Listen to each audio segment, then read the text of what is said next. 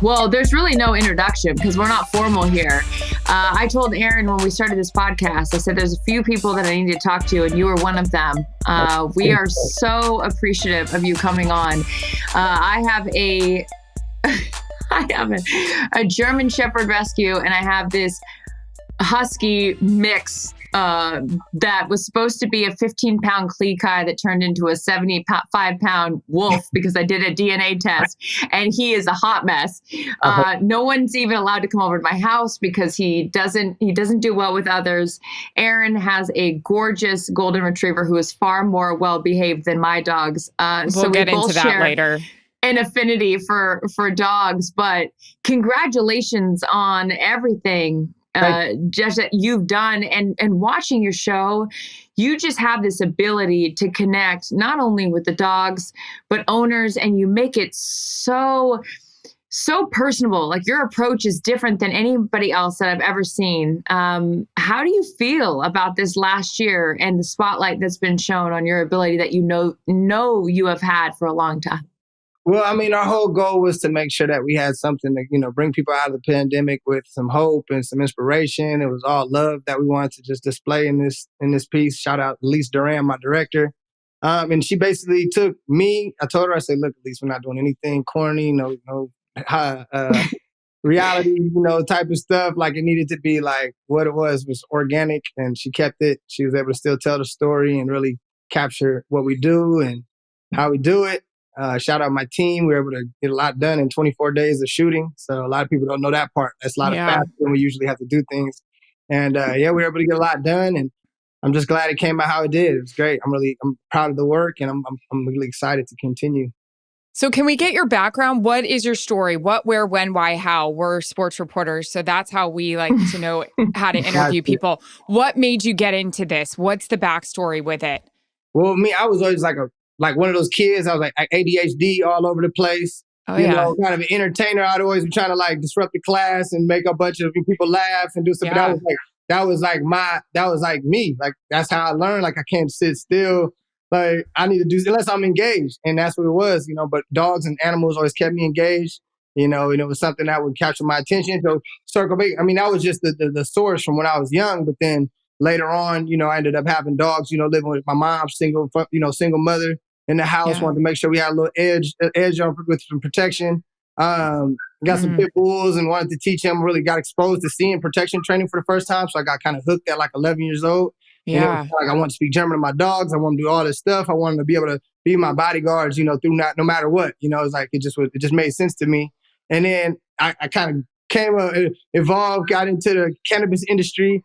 Tapped back into the dog, said, all right, well, now we need security, And I was like, all right, well, I'm going to train these dogs and teach them how to protect, but then not only teach them how to protect, but learn how to teach them how to protect, And then from there, I really got involved in the dog sports and protection training. Because I played a lot of sports growing up, my athletic ability, a lot of people, as a decoy, you get to do all the bite work, the guy who gets bit. And I was able to just get around a lot of different circles of trainers because, I had the athletic and physical ability to work the dogs. And then, then I was an entrepreneur. I'm from Oakland. So, this land of the hustlers, we learn how to, make it happen, from nothing. So that's the whole goal. I watched my mom was a businesswoman, she showed, I watched her hustle out of an orange Datsun out the trunk, putting products in a bottle and, clearing people's face up and stuff. So it's like, it's kind of in my bloodline, plus just the mentality of my environment. That's Cali Canine right there. Boom. Amen. And business card. There's not enough time for me to ask all the questions I want to ask you. But again, Erin mentioned it, being the sports reporters, the background that we have, there's a lot of stories about guys. I just went down to Miami and talked to Dalvin Cook about, Dalvin Cook didn't go till the second round as a running back. And now he's, arguably one of the best running back in the league coming off the performance he had last year. But he talked about how he slipped to that second round because of his upbringing. And he made some mistakes along the way. And the environment in Miami, he grew up in a tough neighborhood.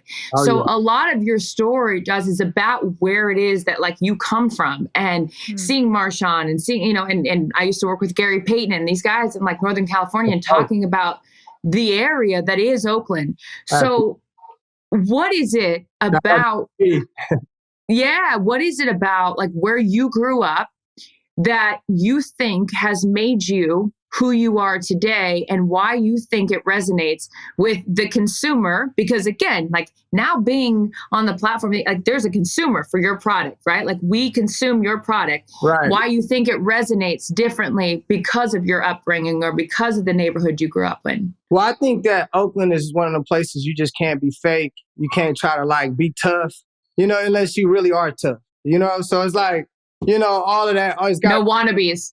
Yeah, no wannabes. You're going to get caught out on that. And I think just as this from playing up in Pop Warner football to, growing up running around in bikes and just dealing with, just the overall, it was crazy because we grew up in Oakland when it was like the 90s, like the early 90s, when it was like crazy. Like crack epidemic was crazy. Everything, all these old school gangster shows that they make now were about places like Oakland. And plus we had the whole Black Panther, movement, and we had everything going on with just hip hop in Oakland, and it's just a trip, man. I mean, I'm so grateful.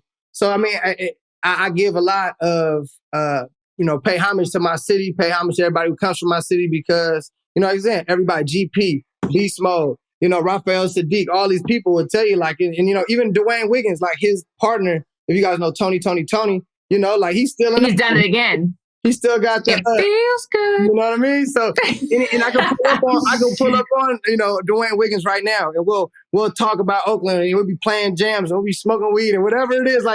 It's organic, and that's the thing is like, can't nobody take that away. And when people see that, because the world is so full of nonsense and fakeness, and when people see that, they really, I think it gravitates to that. So that's all we're trying to do is give y'all a piece of just what, like, it's like an urban entrepreneur, we're trying to it's bigger than just being beast mode or being Gary Payton. Like we're hustlers in different kind of ways, and we're financially intelligent. We know how to, balance checkbooks and pay off our debts and create accounts and do all these different things. And it's like, people forget like hustlers and like the whole persona of being like a street hustler, you're really like a businessman. And that's the whole thing. Like we want to show like new age businessmen within these communities like Oakland, California.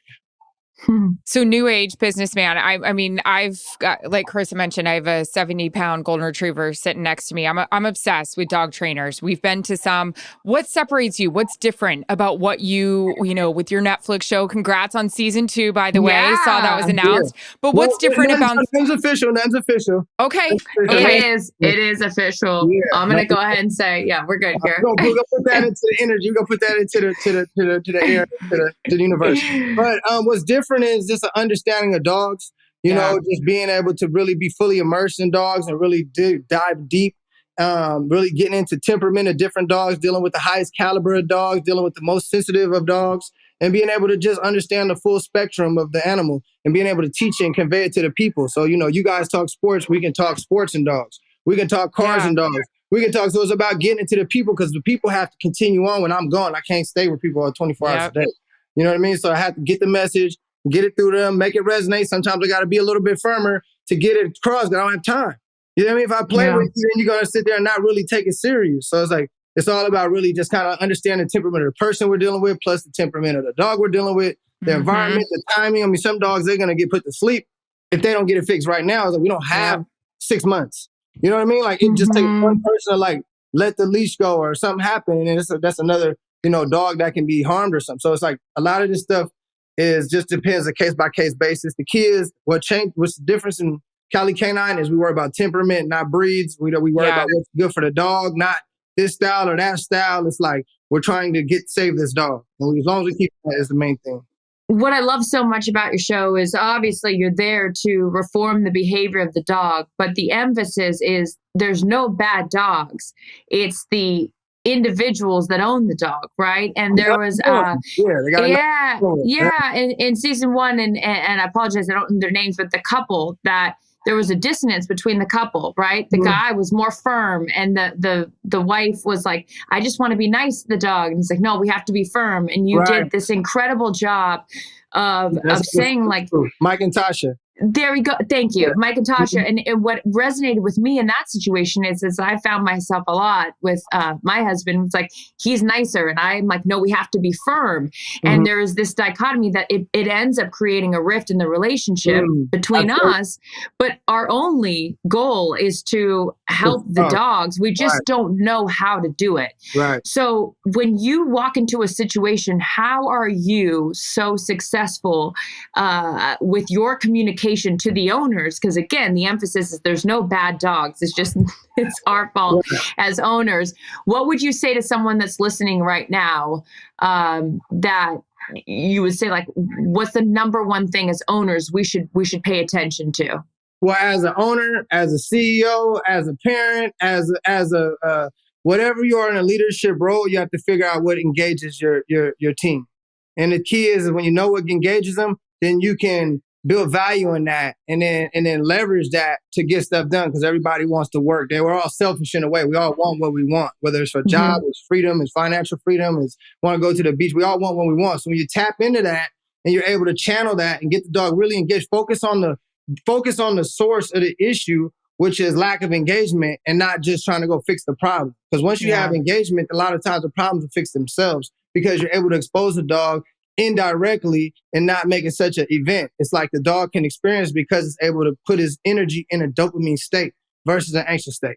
What do you mean by that? That's when you say a dopamine state, for those people that don't know what a dopamine state is. So a dopamine state is you're happy, your fun place, where you are in your mind mentally. You know what I mean? You're depressed, you got to go have fun. You got to go turn up. You know, you got to get with your people who are going to keep you up. You know, and a lot of times people get depressed. You have to, you have to redirect that energy and figure out what it is. And that's the same thing with the dogs, whether they're nervous or distracted, because a distracted dog needs engagement. A nervous dog needs engagement. And then you need support. They need compassion. They need, patience. And then from there, you build them up into being more confident and less sensitive, and eventually they're like, hey, they're like little Andrew in the show. So it's like, even with kids, like you pump them up and you get them up, and then you support that and you give that behavior. Like first thing I said, like, hey, good eye contact, acknowledge what you like. Don't always look at what you don't like. Look what you like. And then from there, then you're going to build some communication, and the dogs will say, instead of trying to fix me, let's engage me. Let's get some trust here. You see what I mean? And like, if I come and the CEO comes to the company and they start telling everybody, well, this is the new structure and blah, blah, blah. People are like, whoa, whoa, whoa, and that's just natural, and if you got to just win your trust.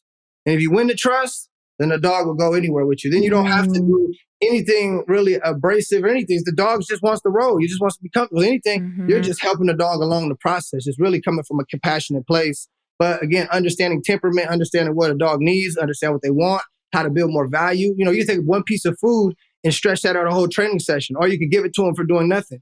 You see what I mean? So it's how you leverage it and how you build fun. Like for me, I'm a very motivational trainer. I'm very positive. I got treats, trays, toys. I'm scratching on your chest, your belly, behind your ears. I know all these different places where it's not just a pet. It's like a exciting, accelerated pet. It's not just a piece of food. It's like a whole game that we're going to do for this food. It's not a toy. Yeah. It's how we let you win and you feel like you accomplished the world. So when you get in that kind of state, you're ready to do more. You're willing to do things in order to get that feedback. What's the number one mistake people make that you find?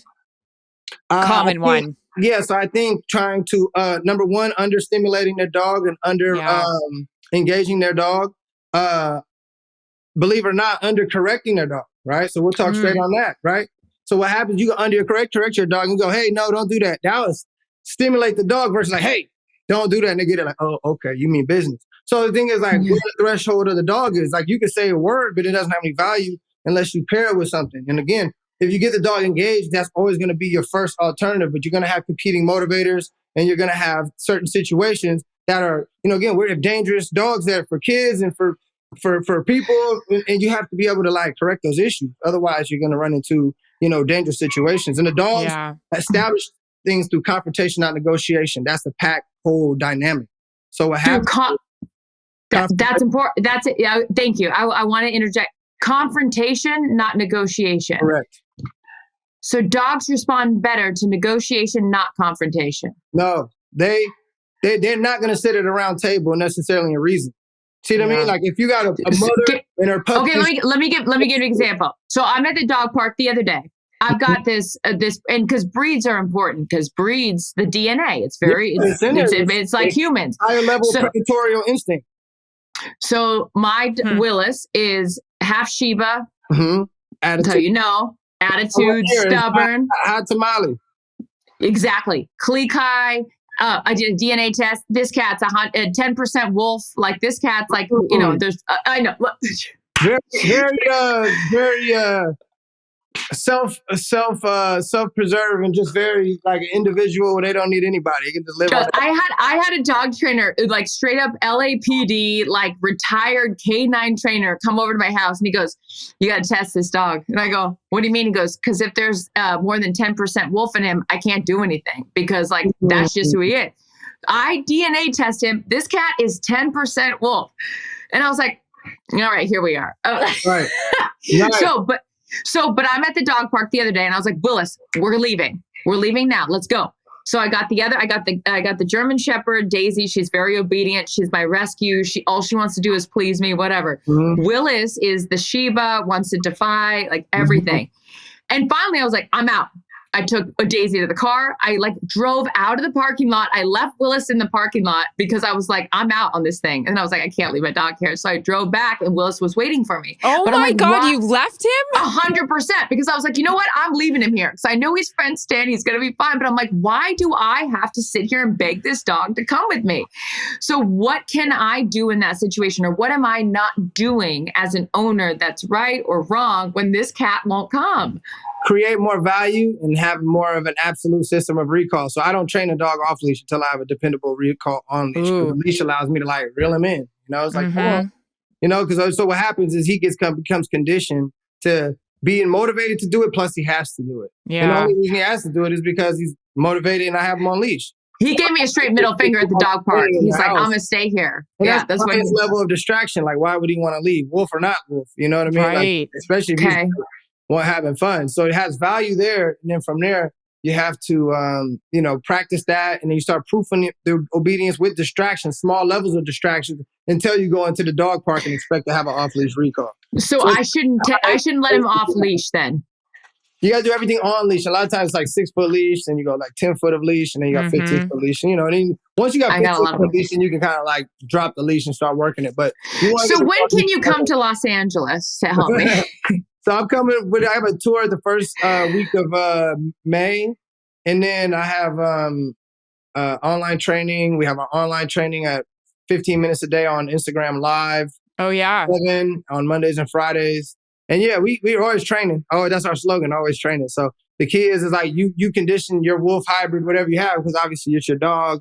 He's going to be around, right? So it doesn't matter. What I do is like, say it's 10% wolf, then that means I got to train another 20%.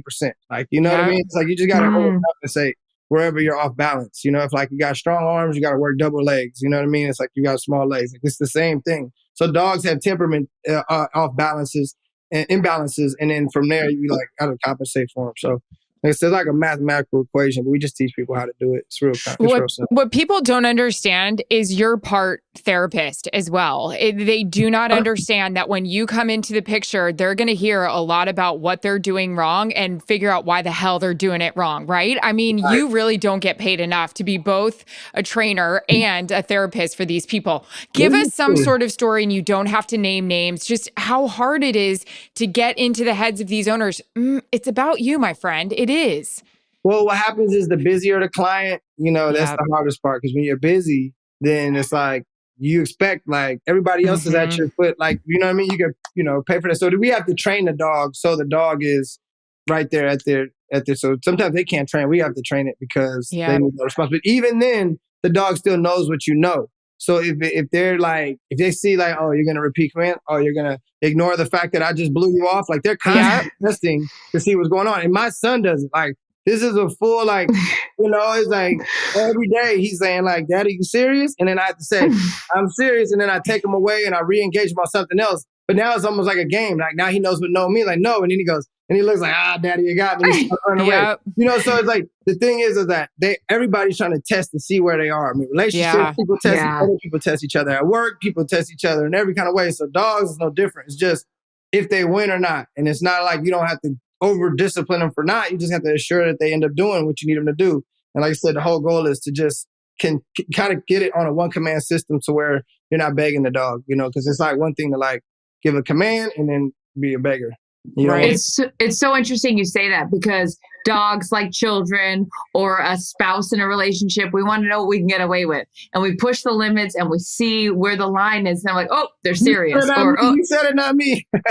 I am raising my hand right here. It's strong. It's all the way up. I do it in a relationship. I'm like, oh, there's the line. But it's just that. No, it's just that. And so I guess, again, not everyone has access to someone like you. Not everyone knows what to do. And I've seen in your show the frustration of owners. The frustration happens in myself. And these are animals, they can't communicate. They don't know, to say to you like, hey, relax or whatever. So what would calm down.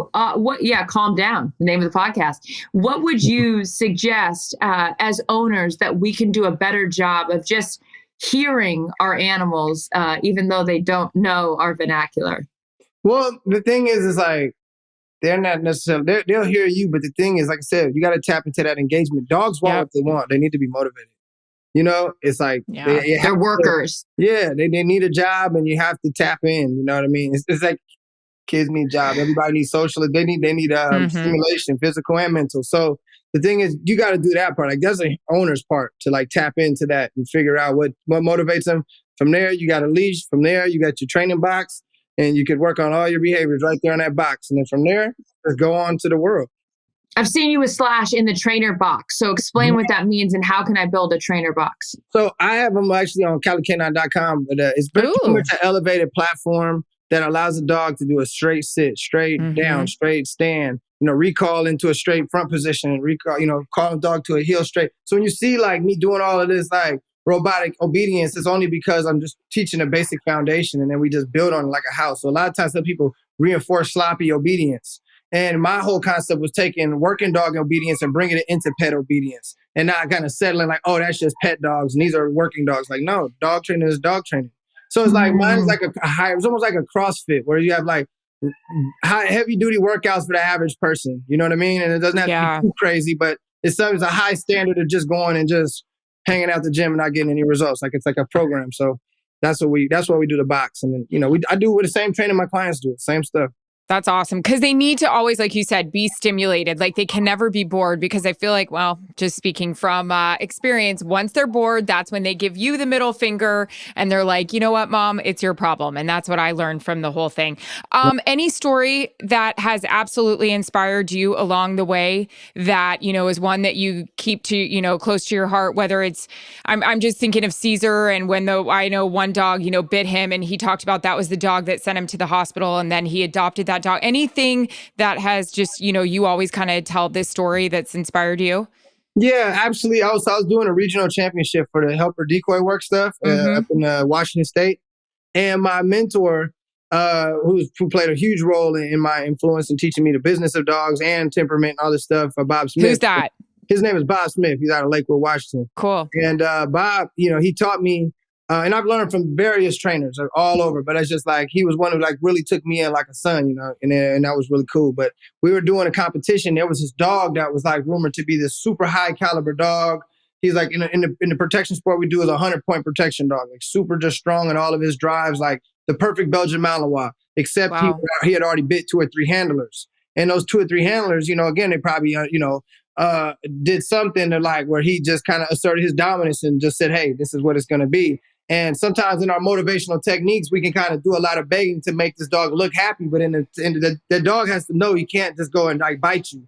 And what happens is he sent a couple people, to the ER, and it was time for him to, find a new home. So Bob, of course, says, I could do it. I'll take him. But in that process, before kind of transforming the dog, he brought him out to be a showcase for me while I was doing this helper tryout. So we want to bring a nice dog, show my work, because as a helper, you have to work like 20 or 30 dogs consistently the same way. And the judge wants to see this high level of like just understanding of working a dog. So basically he brings his dog out, and as he's bringing it out, he try to like move a collar around, and the dog just turns up and starts biting him and just going after him, all out attack.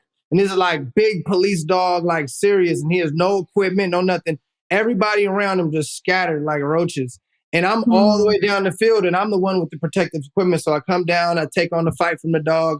he bites me. We get him under control. We load him up, and I see Bob, and he's got his whole tendon, like from all the way here, like out of his arm, just hanging like a piece of spaghetti.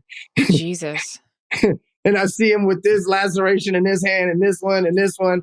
And I had to come to my senses like, oh shit, like this is what dog training can get you. This is the type of dogs we deal with. And this is, so, it just made me understand like you can only trust a dog based on a history, and what he shows you, what he proves as you're training him. You know what I mean? And that's why I never really just jump in on a dog, like trusting a dog before he shows me that I can trust him. That's so interesting that you said it. So I don't have children. I hope to have children in the next few years. But I think about like my dogs are my babies, right? And my German Shepherd and Willis, and like they're aggressive, and like a lot of my friends don't want to come over because they're so protective of me in my environment. They might be insecure with themselves. So a lot of times that's the biggest misconception is people say my dogs are aggressive because they see aggression as 16 dimensions of aggression. Okay, what's so interesting that you just said that, when I got Willis, they were like, literally in the description of Willis was like, he's insecure. And I'm like, what do you mean the dog's insecure? The dog was 6 months old. I'm like, that dog's insecure. And it's like, he has self-esteem issues. And I laughed at it. Okay. So can you help me before I get into my second tier question? And again, I could ask you 700 questions, but you have a life, so you have to get on with your day. But real quickly, like if the dog, if in my case, Willis is insecure or has, and I like laughed at it because I'm like, what? This dog lives in Malibu and he's got 3 incredible meals a day and he's got a dog. How's this dog insecure, right? Whatever. Like, what do I do for that? So it's almost like kids. You think, because I raised him here and he has this life and this and that. It's like he is who he is as a temperament, as a person. So sometimes it's confidence issues, sometimes sociability issues, sometimes, manners, all that kind of stuff. All is kind of how you shape behavior. That's where we're all the same. And we're just a product of like what society has allowed us to get away with. You see what I mean? Like, it's like you have manners or you don't. Are you kind of rude or you pushy or this or that? So again, same thing with the dogs. Sometimes people are mean because they're insecure. You see? So they're actually playing off their, what their insecurities, and then they kind of like be aggressive with people. And a lot of times with dog behavior, sometimes that's the case. Like sometimes they're scared. And because they're scared, they're lashing out to overcompensate. Say, yeah, I'm tough. But they're really not tough. They're really just saying, get away from me, help me. So the thing is, like those kind of dogs, we address that issue by like not taking them straight into the distraction or whatever it is they're freaking out about. We do everything distraction free. All full motivation. Again, we tap into that dopamine, we tap into that motivation, and then we gradually move them into that whole space of socialization. I need your help. I need all the help I can get. So you're saying Joe Biden's dog is insecure? Yeah, that's all easy stuff. Like, that's what I do. A rescue. Yeah. We go through the process. And the thing is, whether we do it or whether we show somebody how to do it, somebody's got to do it.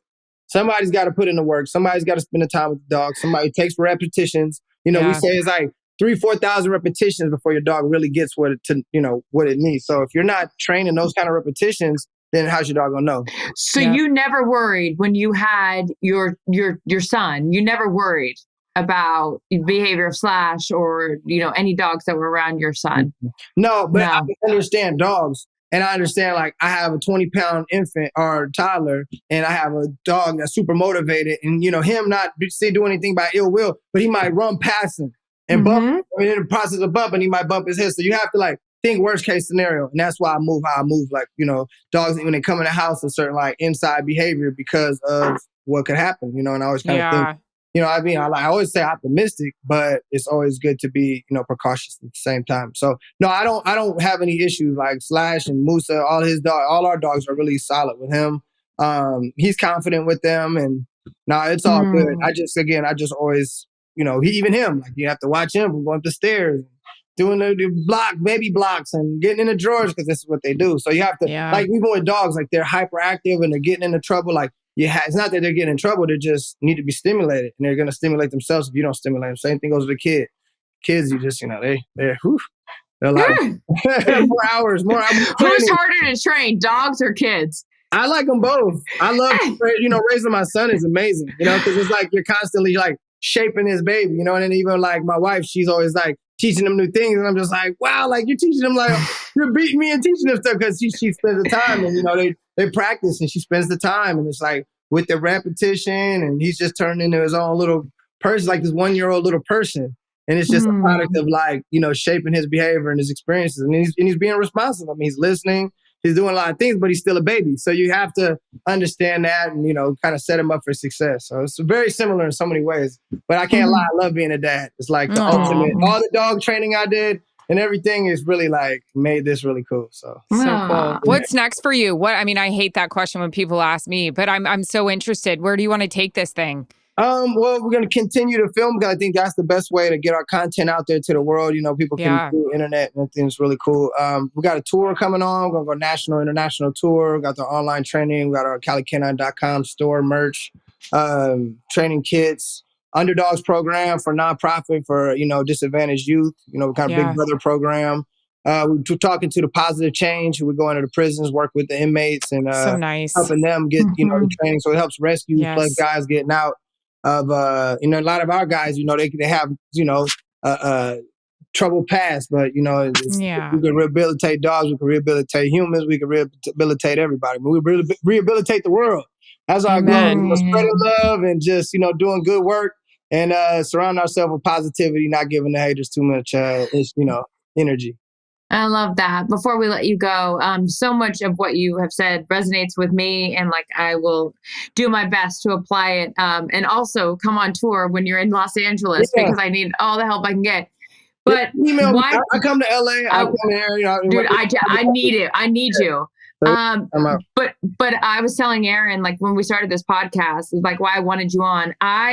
Watching your show, you just have an incredible, it'll like make me emotional and weird, but like you have this awesome ability to connect with people and like you make people's lives better because of it. And like, I'm getting emotional because like I almost had to get rid of my dog because she didn't get along with my other dog. And like, I can't imagine like not having her.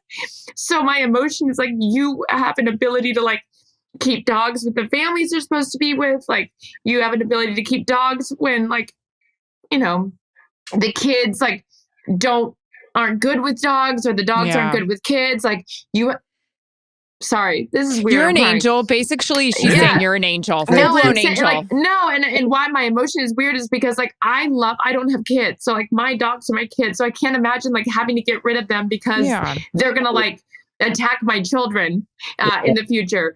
Right. So I think what you offer people is like this ability, as we've seen in the relationships in like your episodes, to keep relationships together, to keep families together, and to keep a community together. Yeah. Right. Because there is a sense of like when you have the dog that you feel protective in that community where like it's a little sketchy and like that dog protects you. So the emotions coming from a place of like what you do is far greater than dog training. Do you feel that? Is that why you do this? Is that, again, sorry for my emotion, but like I just love it. Yeah, for sure. I always say it's bigger than dogs. I think my community, like keep my closest friends around me. I mean, I really give them a lot of credit, right? Because your people, your tribe, who kind of keeps you on point, keeps you humble, looks out for you, gives you real tips, real advice, coming from a place of love, and then just, I really, man, just doing good in the world. My mom, she taught me to be a good person, being a Muslim, it's all about being a good person and really, helping your brother and putting on and giving your time and giving to your community. And I think just, like, that's just Oakland. That's, you talk to like, sometimes our families are broken up and displaced, but you got a brotherhood that's like no other brotherhood, So I got brothers who are like, it's just like blood. Like I have blood brothers too, but then I have other brothers because I moved to the West Coast when I was 2 years old and we moved to Oakland. And, it's just good to like, it's just an organic thing, and everybody, just like I said, hold you accountable for stuff. And like, but at the same time, it's like a crazy place. So you have to be street smart. You have to be sharp. And really, we're just trying to, take this game and give it to the world. At the same time, inspire the youth, and hopefully, do some good work in the world while we're here. Thank you for doing it. Sorry to be weird and emotional, but like dogs are like I love them. I almost got emotion. I gotta catch myself. I feed off your energy. You know what I mean? That's love right there. So no, like dogs are my family, and like you have your show. Your show's incredible, and what you do to keep families protective and the unit and the whole thing. So keep doing what you do. Bigger than dogs, man. We gotta totally. Feeling, man. So it's like dogs and families and just we got all these issues going on in the world. It's like we can bring it through dogs and and like exploring other things, man. It's like, why not leverage through dogs and make it all good? Well, you're special. There's a reason that you stand out. There's a reason that you're, of all the dog trainers, you have this platform. You've obviously resonated with me enough to elicit this emotion, and I'm not the only one because I'm a hard shell to crack. So thank you for your energy, your love, and for your guidance, because I will apply that to my own life. Yeah. Thank you. Send me a direct message. I will. I appreciate you, and above all else, like blessings to your family, and thank you for what you do. Appreciate you guys having me on the show, for real. So nice to meet you. Keep doing what you're doing, and thank you too. You're welcome. All right, take care. So sweet. Thank you. Calm Down with Erin and Charissa is a production of iHeartRadio. For more podcasts from iHeartRadio, visit the iHeartRadio app, Apple Podcasts, or wherever you get your podcasts.